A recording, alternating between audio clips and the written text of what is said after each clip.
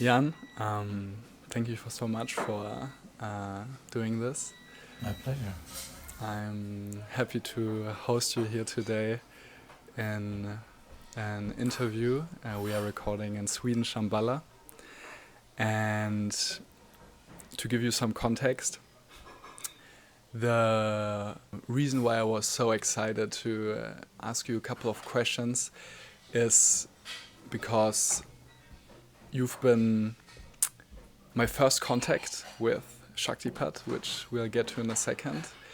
And it's been an incredibly mind-opening journey, which helped me release so many interpersonal judgments and open up to the miracles life has to offer in such a fantastic way that was really inconceivable beforehand. And really what I had experienced on our first retreat when I first met you in Berlin, I was laughing with my friend about it afterward, because we were like, okay, no one is gonna believe us what happened here, what took place on that weekend. So yeah, really my intention with this interview is to give people who might have never heard of you, never heard of Shaktipat, energy transmissions, or Kundalini introduction. And yeah, then also for advanced seekers who might have already known you, might have tried a bunch of things on the path, to maybe point out some of the pitfalls or show them what else there is out there in case they haven't dove head first into what we'll be talking about here. So, Well, first of all, you said experience with energy transfer. Mm-hmm. Shaktipat is not an energy transfer. Mm-hmm. It's rather like resonance between the enlightened Siddha Guru and the student, where the Siddha Guru activates the Shakti that the student already has. Mm-hmm. So it's not a transfer energy, it's an awakening of the student's inherent own Kundalini Shakti. Okay. Yeah. Before we dive headfirst into this, because probably many people out there won't know what any of this means, do I have the permission to also ask some provoking question that others might not have asked you before? Sure. Okay, wonderful. All right, then let's go. So, how do you think Shaktipat actually works? You mentioned that it is not a transfer, but an awakening within the disciple. Well, everybody has the Kundalini Shakti inside them. Yes. And in the majority of people, it's in a state called dormant. Mm-hmm. It's not entirely dormant, but it's not awakened to its full potential. It just emanates prana, chi, whatever you want to call it, and keep you functioning as a normal human being. But then you can, through divine grace, activate the inherent intelligence in Kundalini, so it spontaneously begins rising in the spine and purifying all your energy channels and making your body able to uphold a state of enlightenment. I recently read a book where someone talked a little bit about this, where he mentioned it's basically like naturally a more energetic system energizes a less energized system through the law of resonance. It's like when you play guitar and you pull a string, if you have a chord that's basically on the similar wavelengths or whatever, it will also start swinging. Is it like I that? usually use the image of two violins next to each other. Okay. If you stroke a string on one, Yeah. the same string will begin to sing in the other violin, even though you haven't touched it. Okay. And it's the same. I have my energy and its vibration and quality and so on, but the student does not have that. And I use some tricks which I can't explain, it's difficult to put in word, to make the student's energy field vibrate in synchronicity with mine. Right. And because my Kundalini process has been taken all the way to the end, during that resonance, spontaneously the Kundalini awakens in the recipient. There's a bit more to it than that, but this is the basic. Okay. So it is resonance, very much so, yes. There is also some transmission and some other tricks, but basically resonance. I love how mystical it is, because it awakens that child in me where I feel like science already knows it all and whatnot, but this is like so new and so magical that it's really evoking awe in me. And yeah, I'm curious, what can a receiver of that Shaktipat, quote unquote, do to put themselves in the position to be as open as they can? Well, they can't do anything. Just sit and chill next to me and do the meditation I suggest. Spinal breathing, up the spine on the in-breath, down on the out-breath. And let go of that when the Shakti takes over and surrender to the Shakti.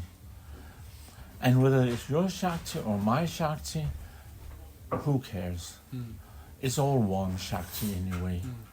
So I help you get a sense of the Shakti in you so you can surrender to it. And when that surrender comes, the real Shaktipat initiation takes place. Without that surrender, which of course means there's resistance, then you're holding on to your ignorance, your ego attachments, your game. And if you don't, at least to some degree, let go of that, you can't receive Shaktipat. You're pushing it away. So you have to be willing to be still and just sense the Shakti within you as I fill it up in you or activate it or whatever I'm doing. One thing I've noticed, which on this retreat I tried it for the first time. Previously I haven't exactly in that way, which is that I noticed as soon as I'm starting to sense the Shakti or some form of joy or bliss arise, is that I tend to grab onto it and I want to experience it, like get the juice out of it. And what I've tried this time is to then surrender it and basically let that joy go with the fear of, oh, I might lose it. But every time I let it go, usually there was more coming. So can you say more about the importance of surrendering that experience and how clinging to joy or positive experiences can be a form of resistance? Well, the three basic principles on this path are love, devotion, and surrender. And you have to have something to surrender to, otherwise you can't surrender. And what we surrender to is the sense, however strong, of the Shakti working in your spine or in your body or in the brain, wherever you pick it up the most. And what was your question again? Briefly? How to surrender the experience and drop that resistance of clinging. Yeah, that's a tricky question to answer because it's highly individual from person to person. But if you are hanging on to some game, you are developing into a more enlightened being, your persona is becoming more and more enlightened, then you're off track. Because enlightenment, the perfect state, is already there. It's just covered with dirt. So the spiritual path is not developing enlightenment, it's unbecoming ignorant. And the fastest and best way to unbecome ignorant is to activate that Shakti which has actually generated the ignorance in the first place and have it deconstructed, and that's what happens when it's awakened through Shaktipat. It's a removal of ignorance, removal of dirt, so to speak, in the system. May I ask what you think that dirt could be in its essence, the underlying? Well, again, it's individual, but it can be, some scaras, impressions from past lives, traumatic stuff. It can be ego trips, very, very much so. And it operates both on the etherical body and the energy channels, vital channels there, but also on the emotional body and the mental body. It operates on all levels. And the important thing is to understand that they integrate during the process. And eventually you step out of all these, which collectively can be called games, and observe them as a witness.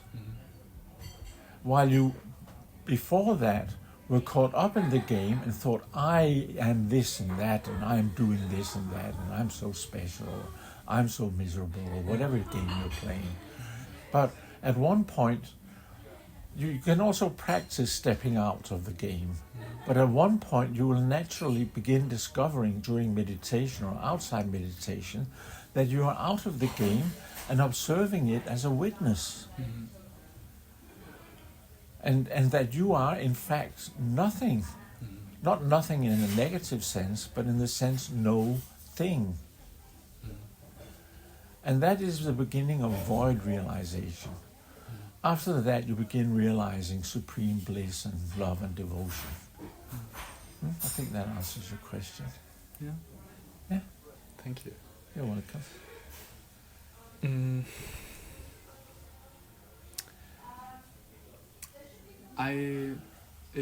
you tell me if you want to go deeper into this. My blueprint is philosopher, so I love figuring things out. I'm very curious. How does it work? Where does it come from? Why is it that like that? So,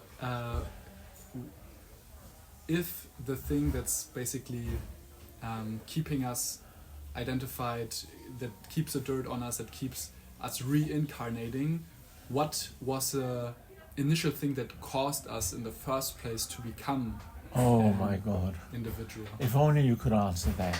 That question has been asked for 10,000 years in India. Nobody has come up with an answer. Okay. Where does Maya, illusion, come from? Yeah. Nobody has an answer. And that, by the way, is the big error of Vedanta and non-duality, because they say everything is Brahman, but Brahman is passive. It doesn't manifest anything. And then they admit we're all caught up in Maya, they say. So where does Maya come from? Because Brahman doesn't create, so it doesn't come from Brahman. So Vedanta is actually a dualistic system. You have Brahman and you have Maya. And nobody can say where any of those two began. It's just there, and it's a fact of life. And you can get out of Maya. Yeah. Well, you still live a life, so there's still some Maya going on, but you have no involvement or identification with it anymore. You're a perpetual witness to anything going on in your life, your emotions, your mind, your subtle bodies all together, everything. You're a witness, calm, and most importantly, full of love and bliss. That's enlightenment. That's so beautiful. Yeah.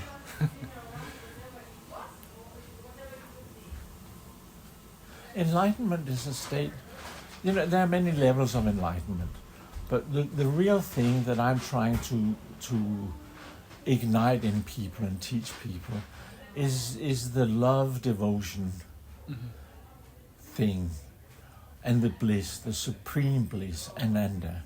Some people think ananda just means a calm, nice, peaceful state. No. It is beyond ecstasy, which brings me to another point. There are actually 3 or 4 levels of bliss. First, we have the calm, nice state of ananda, like sitting on a beach in a sunset and being, blissful. And then there's bliss, which is extremely intense and goes on within you. That can accelerate unto such an intensity where I call it ecstasy. The eyelids flicker, the heart palpitates, you sweat, your hair stands on end, and everything goes totally chaotic, and it is extremely blissful. But then you can surf on that wave into a void, which is even more intense bliss. I mean, it sounds ridiculous. More bliss, more bliss, more bliss. It sounds like an emotion game, but it's not. It is so intense. It is utterly mind-blowing. Yeah. And when you are enlightened, you abide in that state, but it calms down. Yeah. Very much so. But it's always in the back, and you can always, I want to bliss out. Yeah, it's so fascinating because I hear also like spiritual teachers, without naming names, talk about exactly that. Oh yeah, Ananda is a mistranslation. It's not bliss. It's kind of just a happiness or like a Yeah. gentle thing, and that's fine. Like if you talk about people, you don't want that people like get down on themselves because they are not there yet. But there's also a simple honesty. Okay, and there's this potential, and for me it's been like always like so intuitively so a hell yes that this is possible, like you can go beyond your wildest imaginations. Yeah, And yeah. sure, that might also be mixed with ego of wanting to experience special things, but also In the beginning, ego Yeah. kicks in. It wants to own it, of course, and it's going to get very disappointed yeah. because you can't own it. You can just be it. Mm-hmm. And if you're being a game, you're not going to get it. So all games have to die, Yeah. go away, except a little bit which keeps you in the body, so you don't go Yeah. into Mahasamadhi and leave the body. So I agree with what you're saying. Okay. Does enlightenment help dissolve and heal samskaras and traumas? Absolutely. And how does that influence, refine, or clarify the state of enlightenment? Well, there are many facets to your question, but let's look at the karma point of view.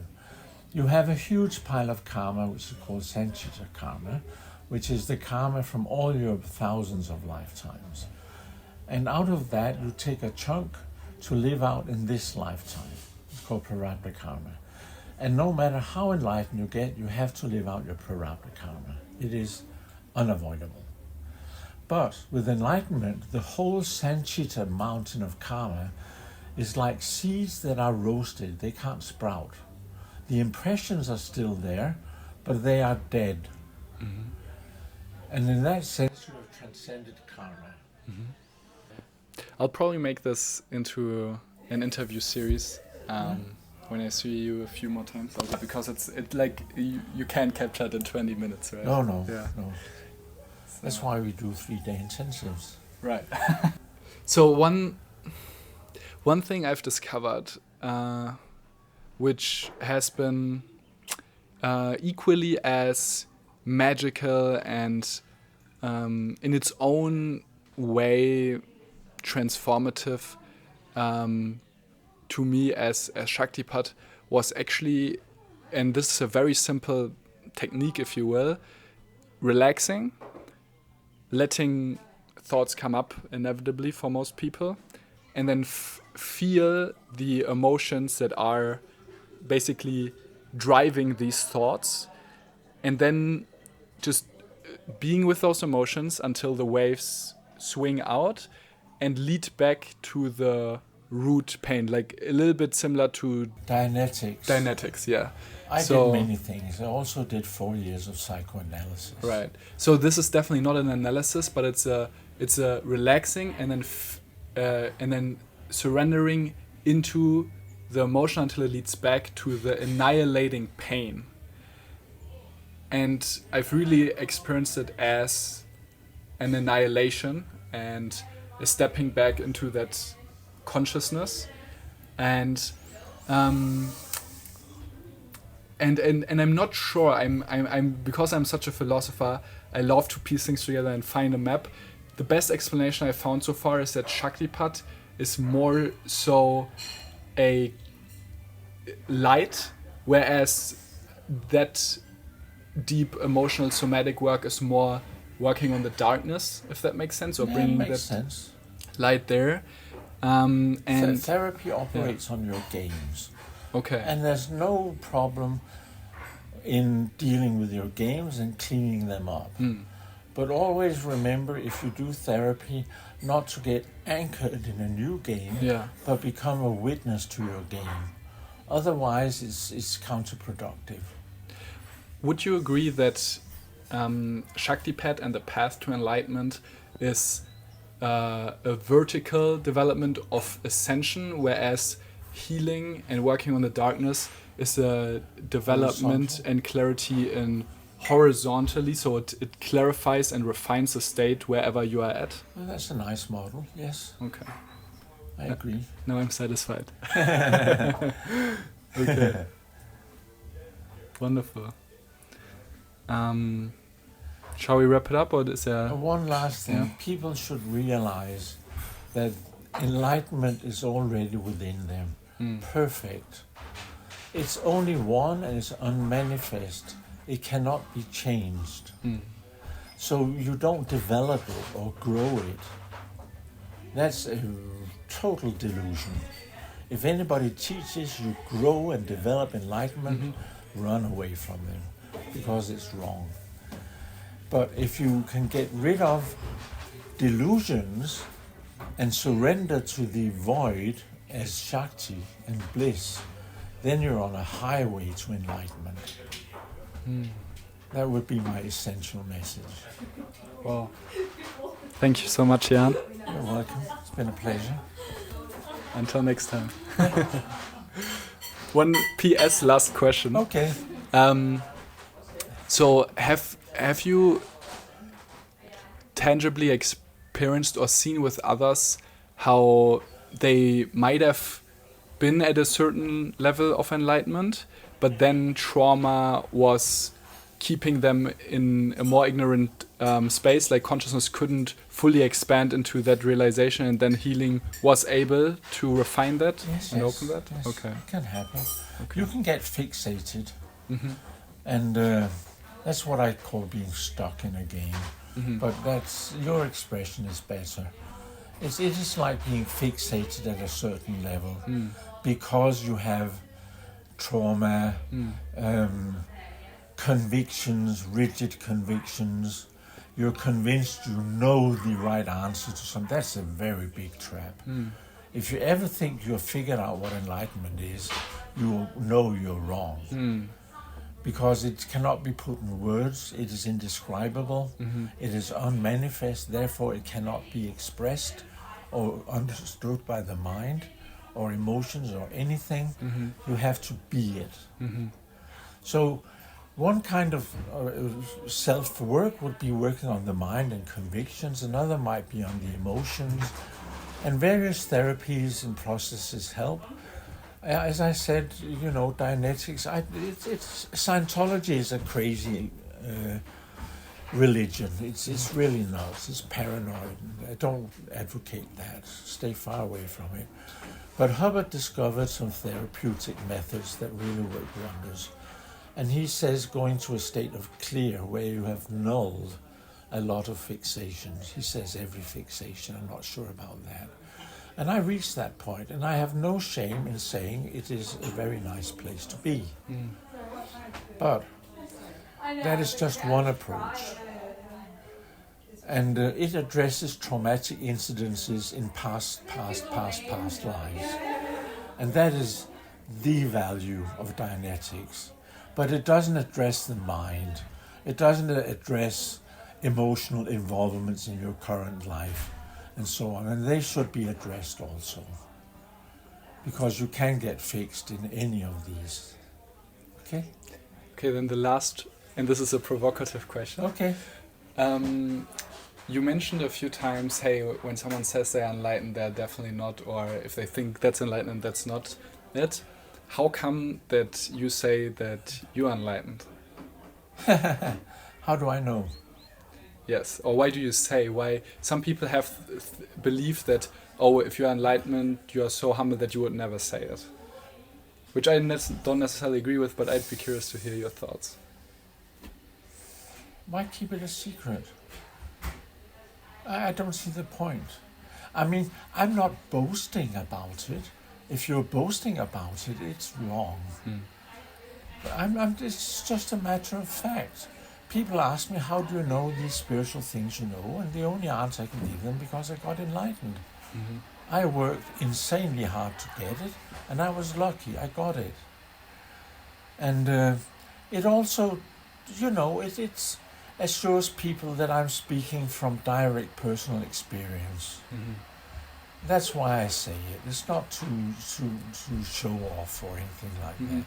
I want people to know that what I teach is only from my own experience. Mm-hmm.